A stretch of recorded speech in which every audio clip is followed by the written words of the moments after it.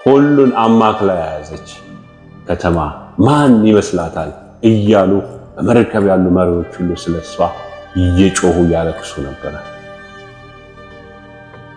የመቃጠሏን ጢስ ሲያዩ ቁጥር 19 በራሳቸውም ላይ ትቢያ ነስንሰው እያለቀሱና እያዘኑ በባህር መርከቦች ያላቸውን ሁሉ ከባለጠግነቷ የተነሳ ባለጠጎች ላደረገችው ለታላቂቱ ከተማ ወየውላት ወየውላት፣ በአንድ ሰዓት ጠፍታለች። አስደናቂ ነው።